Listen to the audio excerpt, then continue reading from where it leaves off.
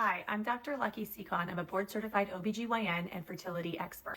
I want to talk about the 5 important points that are important to be aware of before you start IVF treatment. One is the timeline.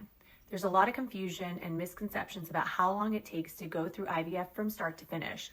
At a high level, if your plan is to freeze embryos and then proceed with a frozen embryo transfer, end to end, I would say from the time you start to the time you're discharged, it's probably going to be about 3 months. The first 2 weeks of that process is stimulating the ovaries and extracting the eggs. And then it's 2 weeks of waiting around to see what you get in terms of the embryos. And then for the transfer, it's 3 weeks of laid back prep, where if you're doing a medicated cycle, you're taking estrogen for about 2 weeks, and then you're adding in progesterone for another week, and then you're doing the embryo transfer. You're waiting at least a week, usually 8 to 9 days for those results. So now you're at the 2-month mark.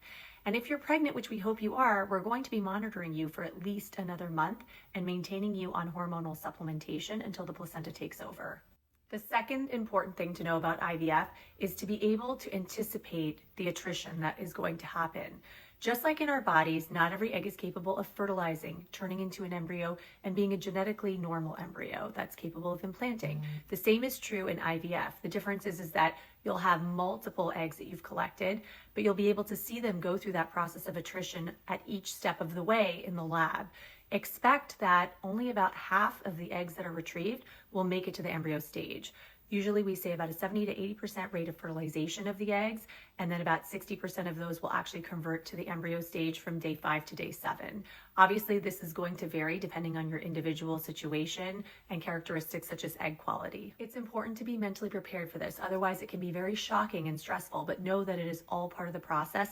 And this is why we, generally speaking, aim to start with as many mature eggs as possible, because IVF really is a numbers game. The third thing to know about IVF is that the IVF protocol that's chosen is geared towards doing 2 things, regardless of the medications that you're using and the regimen that you're on. It's geared towards stimulating as many eggs to mature as possible, as well as preventing your body's natural urge or tendency to ovulate or release any of these eggs, so that we can collect them all in the egg retrieval.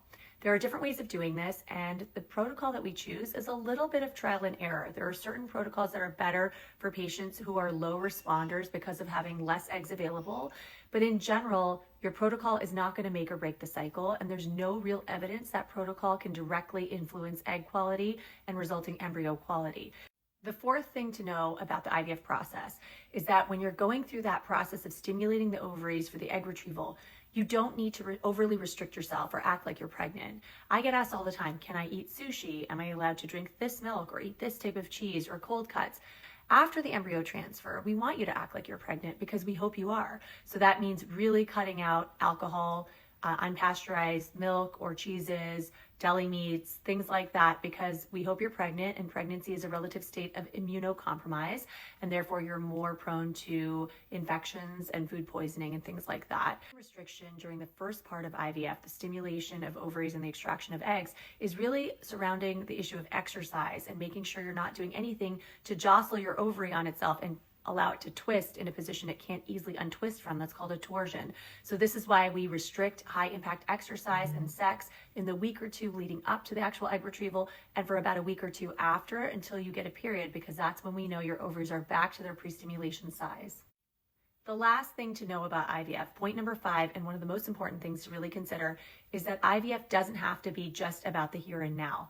Oftentimes, people will choose to go straight to IVF because it allows you to capitalize off of the egg count and the quality you have today, and to make multiple embryos, and to even be able to test them to know their quality, and then freeze those multiple embryos so that you can focus on not just family building for now, having baby number 1, but also having future children at a time where it otherwise might be more challenging to just ovulate a healthy egg on your own because of age-related changes. So when you're thinking about your family building plan and the right strategy, always think about the big picture and consider that IVF is a form of fertility preservation if you have the ability to freeze extra embryos for later down the road.